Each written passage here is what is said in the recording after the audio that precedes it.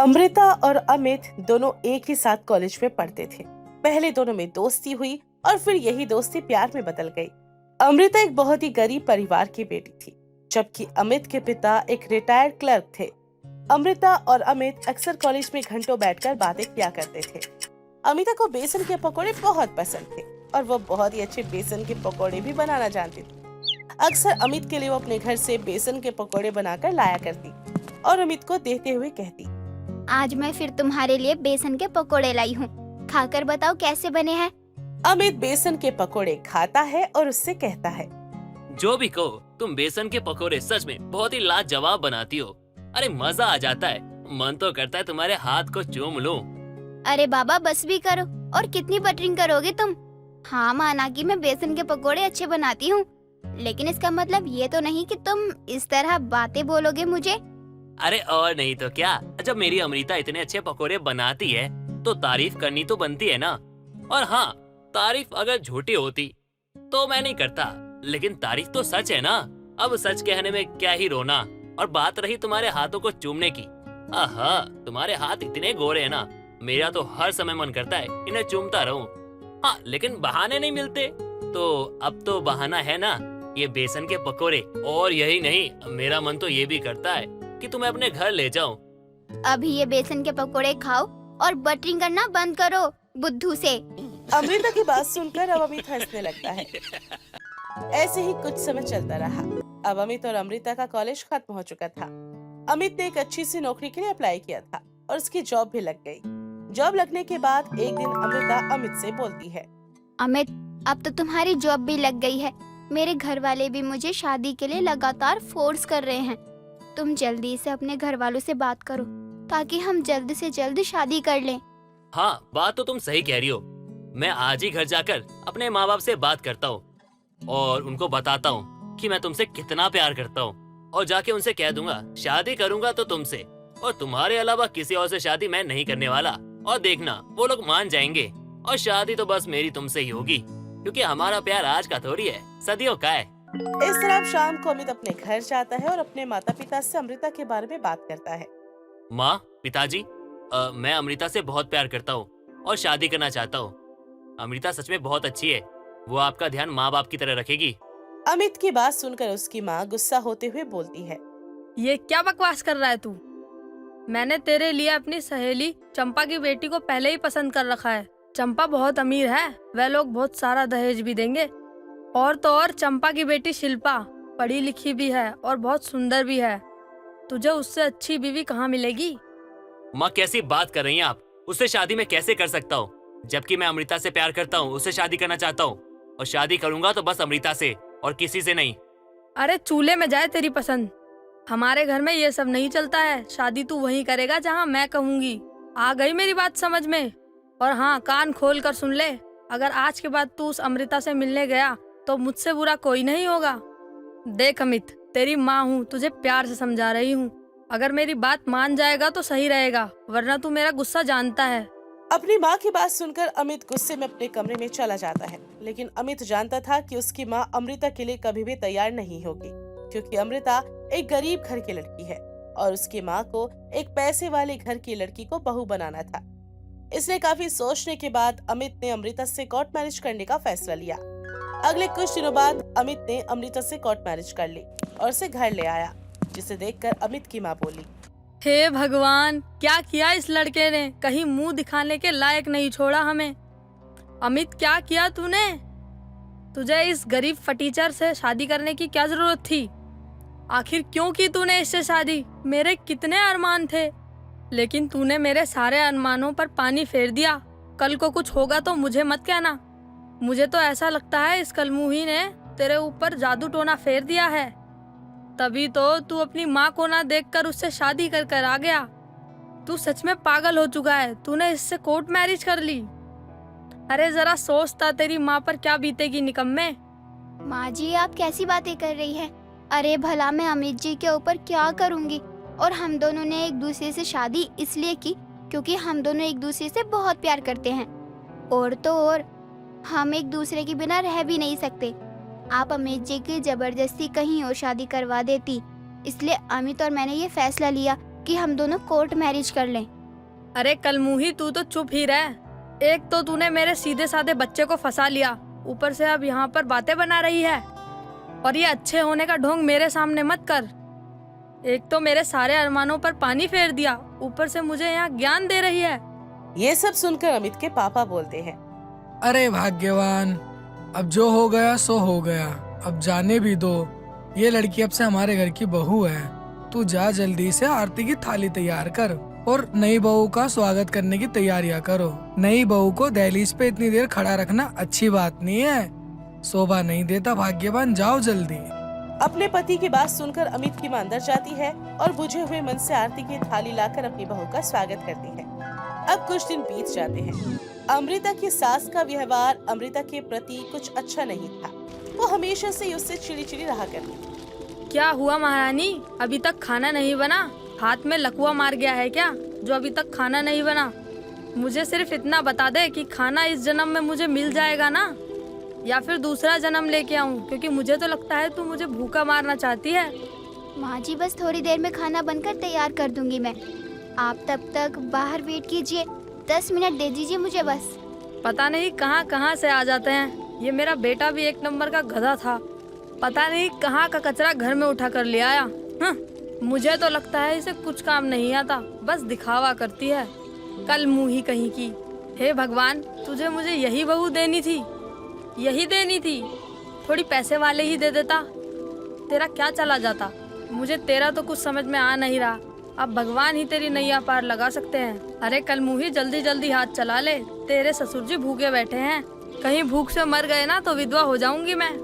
अमृत अपनी सास को कोई जवाब नहीं देती और चुपचाप अपना काम करती रहती। एक दिन अमित अमृता से बोलता है। अमृता, मैं जानता हूँ कि मेरा परिवार तुम्हें अपना नहीं पाएगा और मेरी माँ के बर्ताव के कारण तुम्हें बहुत दिक्कत परेशानी हो रही है, लेकिन तुम ना चिंता मत करो, धीरे धीरे सब ठीक हो जाएगा।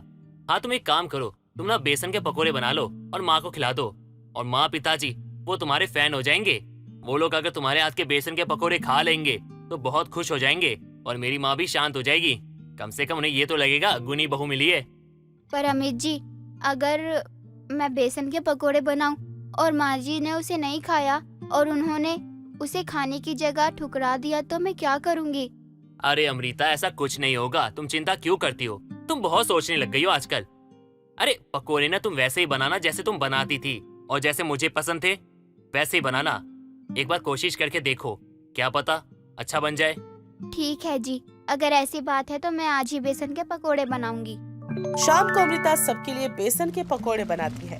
सभी लोगों ने बेसन के पकोड़े खाए और अमृता के बेसन के पकोड़ों की बहुत तारीफ की। ऐसे ही कुछ दिन बीत जाते हैं। एक दिन अमित को ऑफिस में आने से काफी लेट हो जाता है। घर के सभी लोग उसका इंतजार कर रहे थे और तभी अमित ऑफिस से आया तो उसने सभी को बताया। माँ, पिताजी, वो मेरी जॉब चली गई। लेकिन कैसे? ये सब कैसे हो सकता है अमित? ऑफिस में काम बहुत था और ज्यादा काम होने के कारण मैं फ्रस्ट्रेट हो गया था और एक लड़के से काम करने के लिए कहा तो उसने मुझे मना कर दिया, तो मुझसे रहा नहीं गया और मैंने उसे खींच के एक थप्पड़ लगा दिया, जिसके बाद मेरे बॉस ने ऑफिस का माहौल खराब करने के चक्कर में मुझे काम से निकाल दिया। ये सुनकर सभी को बहुत बुरा लगा और अमित की माँ बोलती है। बेटा अमित, तू इतनी चिंता मत कर, हम हैं ना तेरे साथ। तुझे कोई ना कोई दूसरी जॉब मिल ही जाएगी और तू अपने आप को अकेला कभी मत समझियो, हम सब तेरे साथ हैं। हाँ माँ, वो सब तो ठीक है, लेकिन दूसरी जॉब मिलने में समय लगता है और जब तक समय लगेगा तब तक घर की चिंताएं मुझे। घर कैसे चलेगा, कैसे होगा सब कुछ? कमाने वाला अकेला मैं हूँ और अगर मैं घर में बैठ गया तो घर की चीजें कैसे मैनेज होगी, कहाँ से होगी? मुझे कुछ समझ में नहीं आ रहा माँ, मुझे कुछ समझ नहीं आ रहा।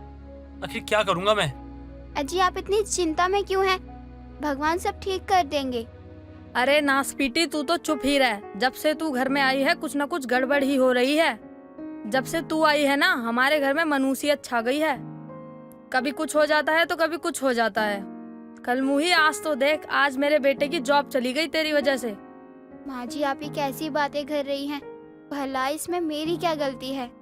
तेरी क्या गलती है? सारी तेरी ही गलती है। तू पैदा ही क्यों हुई इस दुनिया में? ना तू पैदा होती, ना तू मेरे बेटे से मिलती और ना ही तू उसे जाल में फंसाती। और अगर तू ना होती ना तो मेरे बेटे की ये हालत नहीं होती आज। नौकरी जाने के बाद भी इतना पैसा और दहेज होता ना कि अपना ही खुद का कुछ काम कर लेता, नकारा कहीं की। बस कीजिए माँ, बस कीजिए। अरे तुझे बस करना है तो स्टैंड पे जा, गधा कहीं का। एक तो इससे शादी करके अपनी जिंदगी खराब कर ली तूने, और अब बीच में बोल रहा है। चुप रह। अगर तूने मेरी पहले बात सुनी होती तो आज तुझे ये दिन न देखना पड़ता। तेरे ससुराल वाले तेरी मदद करते, तब तो मेरी बात नहीं मानी और अब कह रहा है माँ बस करो बस करो। अच्छा चल, मैंने माना मैं गलत हूँ, पर मुझे एक बात बता, अब तेरी ये फटीचर क्या मदद करेगी? माँ इन बातों को रहने दीजिए, अभी इन बातों का समय नहीं है। ऐसा कहकर अमित अपने कमरे में चला जाता है। अगले दिन अमित तैयार होकर घर से इंटरव्यू देने के लिए जा ही रहा था, तभी उसकी माँ बोलती है, अरे रुक रुक बेटा, ये दही शक्कर खाकर जा। दही शक्कर खाकर जाने से दिन बड़ा शुभ जाता है, और देखियो तू आज तुझे नौकरी मिल ही जाएगी। अमृता ने जल्दी से अमित को दही शक्कर खिलाया और उसके बाद अमित चला गया। शाम को सभी लोग उसका इंतजार कर रहे थे। अमित ने घर पर सभी को बताया कि उसे नौकरी नहीं मिली। ऐसे ही कुछ दिन बीत गए। अमित लगातार नौकरी के लिए इंटरव्यू दे रहा था, लेकिन कहीं भी उसे जॉब नहीं मिल पा रही थी। एक दिन अमित की माँ अमित से बोलती है, बेटा ये क्या हो रहा है, तुझे नौकरी क्यों नहीं मिल पा रही है? क्या बेटा, जो थोड़ा पैसा मैंने बचा कर रखा था वह सारा खर्च हो गया है। अब तो घर का राशन भी खत्म होने लगा है। अगर अब तुझे नौकरी नहीं मिली तो पता नहीं घर का खर्चा कैसे चलेगा। अमित अपनी माँ की बात सुनकर चिढ़ गया और बोला, माँ मैं कोशिश तो कर रहा हूँ ना, मुझे काम नहीं मिलता तो मैं क्या करूँ? क्या करूँ? क्या गलती है इसमें मेरी? रोज उठ के जाता हूँ काम के लिए, कोई काम पे नहीं रखता। क्या करूँ मैं? घर आओ तो आप मुझसे इस तरह से बात करती हो। माँ मैं भी इंसान हूँ, इंसान। मुझे दिखता है मेरे परिवार को दिक्कत है, परेशानी है। अरे माँ आपको क्या लगता है मैं कोशिश नहीं कर रहा? बहुत कोशिश कर रहा हूँ माँ। रात भर मैं सो नहीं पाता, चैन से खा नहीं पाता, क्योंकि मुझे हर समय इस बात की चिंता रहती है कि अगर मुझे ज्यादा समय तक काम नहीं मिला तो आप लोगों का क्या होगा। अगर उस दिन मैंने एक गलती ना की होती तो मेरी जॉब ना जाती, और आप लोगों को ये दिन नहीं देखने पड़ते। सब मेरी गलती है सब। अमित को लगातार कोशिशों के बाद भी अच्छी नौकरी नहीं मिलती, इसलिए अमित धीरे धीरे डिप्रेशन में जा रहा था। घर में पैसों की भी तंगी होने लगी थी, घर का माहौल भी खराब था। ये सब देखकर अमृता को बहुत चिंता हो रही थी। एक दिन अमृता की सहेली का फोन आता है। अमृता अपनी सहेली से बहुत देर तक बातें करती रही। उसने सारी बातें अपनी सहेली को बताई, जिसे सुनकर उसकी सहेली पारुल बोलती है, अमृता, अगर तेरे घर में कोई दिक्कत परेशानी चल रही है तो तू फिर किस बात का इंतजार कर रही है? अरे मतलब मेरे कहने का ये मतलब है कि तू तो बेसन के पकौड़े कितना अच्छा बना लेती है ना, तो तू एक काम करना, बेसन के पकौड़े इतने अच्छे बना लेती है तो एक ठेला लगा ले। और इस चीज की ना मैं तुझे गारंटी देती हूँ, अगर तूने बेसन के पकौड़े का ठेला शुरू कर दिया ना तो तेरी सारी परेशानियां खत्म हो जाएगी, क्योंकि तू बनाती इतना अच्छा है। अमृता को पारुल की बात बहुत सही लगती है और शाम के समय वो अपने पति और अपने सास ससुर से ये सारी बातें बताती है और कहती है, अगर आप लोगों को एतराज ना हो तो मैं बेसन के पकोड़े का ठेला लगाना चाहती हूँ। नहीं अमृता, मेरे होते हुए तुम्हें काम करने की कोई जरूरत नहीं है। अमित, आखिर इसमें बुराई ही क्या है? और फिर मैं ये तब तक ही करूँगी जब तक तुम्हारी कोई अच्छी सी जॉब नहीं लग जाती। उसके बाद भले ही मैं इसे छोड़ दूंगी, लेकिन अभी घर का खर्च चलाने के लिए कुछ ना कुछ तो करना ही होगा ना। अमृता के सास ससुर को भी अमृता की बातें सही लगती हैं और अमृता की सास कहती है, अमृता सही कह रही है, वह बेसन के पकोड़े बहुत अच्छे बनाती है, और जब तक तुझे कोई नौकरी नहीं मिल जाती जब तक घर खर्च चलाने के लिए उसे ठेला लगा लेना चाहिए। उसके बाद अमित ने भी उसे परमिशन दे दी थी। फिर क्या था, अगले दिन अमृता बेसन के पकोड़े का सारा सामान ले आई और उसने अपने बेसन के पकोड़ों का ठेला लगा लिया। अमृता के बेसन के पकोड़े लोगों को बहुत पसंद आने लगे और धीरे धीरे अमृता की दुकान बहुत चलने लगी। अमित अब दिन में अपनी नौकरी के लिए इंटरव्यू देता और शाम को अमृता के साथ उसके ठेले पर काम करवाता। अब उनकी आमदनी भी काफी अच्छी होने लगी थी और एक दिन अमित की नौकरी भी लग गई। अमित ने ये बात घर पर आकर बताई और अमित की माँ बोलती है, बेटा अमृता का ठेला बहुत अच्छा चल रहा है, तू उसे बेसन के पकोड़े बेचने दे और तू नौकरी कर। अमित ने हाँ की और वो नौकरी पर जाने लगा। लेकिन कुछ ही दिनों में अमित को एहसास हुआ कि उसे अपनी नौकरी में अपने बॉस की बहुत सारी डांटें सुननी पड़ती हैं। इसके अलावा अमृता से वो काफी कम कमा रहा था। ये देखकर अमित ने नौकरी छोड़ दी और अमृता के साथ बेसन के पकोड़े के ठेले पर उसकी मदद करने लगा। जल्दी अमृता के बेसन के पकोड़े का ठेला दूर दूर तक मशहूर हो गया। दूर दूर से लोग वहाँ पर बेसन के पकोड़े खाने आते। आगे चलकर अमित और अमृता ने बेसन के पकोड़े का एक रेस्टोरेंट भी डाल लिया और इस तरह जीवन में सब कुछ सही हो गया। दोस्तों, अगर आपको ये कहानी पसंद आई तो इसे लाइक करें, शेयर करें और कमेंट करके बताएं कि कहानी में आपको सबसे अच्छा क्या लगा।